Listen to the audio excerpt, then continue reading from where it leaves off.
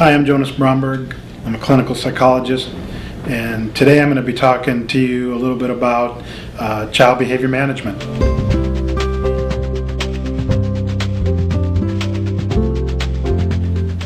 Managing the behavior of a child with ADHD can be somewhat of a challenge, but in many ways it's not that much different than managing the behavior of any child.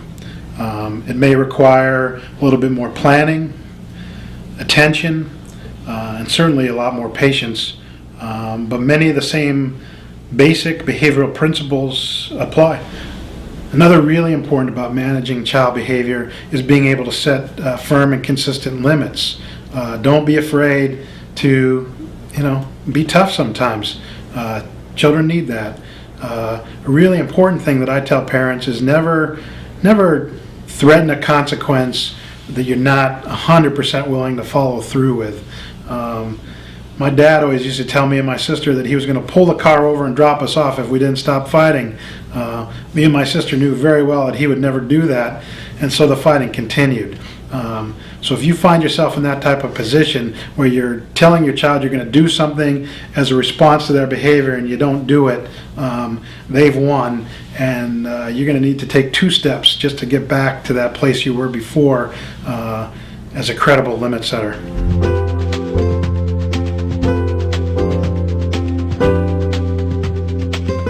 One of the basic behavioral principles that you can apply to managing the behavior of a child with ADHD is to pay positive attention, or do what I call catch them being good.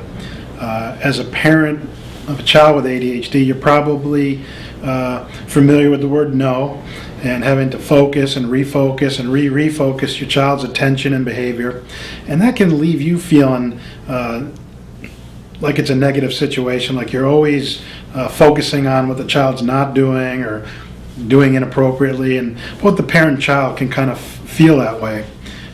So simply by starting to pay attention and comment, reinforce the desired behavior, the positive behavior, what they're doing well, you can really shift that balance quite quickly. Reinforce, reward them every time you catch them being good, and you're going to start to feel, the child's going to start to feel a whole lot different. You really change the tone of the interaction when you can pay more attention to the positive.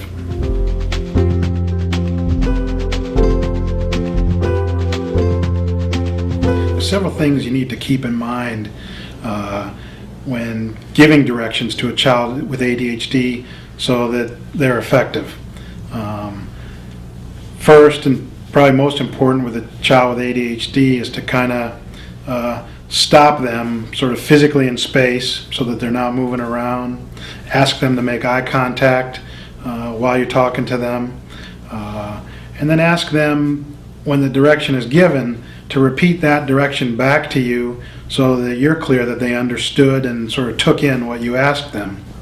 Another way to make sure that the directions you give your child are effective is to be very clear and firm. I mean, you're the adult, you're in charge, and it doesn't tend to work well when you frame a request in terms of a question or a favor. So, feel comfortable being in charge and sort of giving a direct command. It doesn't have to be harsh or firm, but the child does need to know that you're in charge.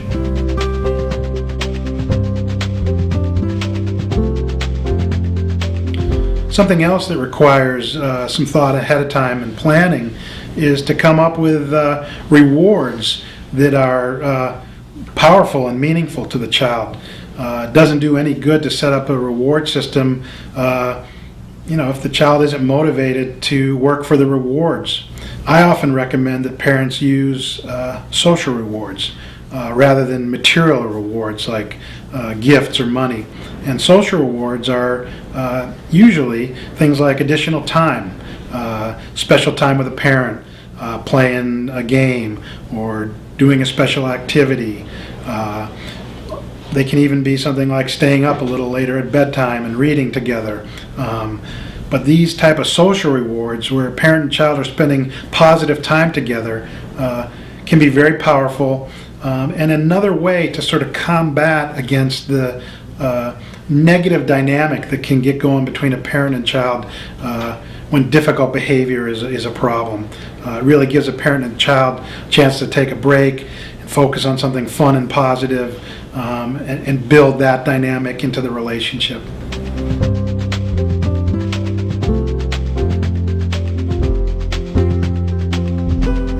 An effective way to help set expectations and manage child behavior is through the use of a behavior contract.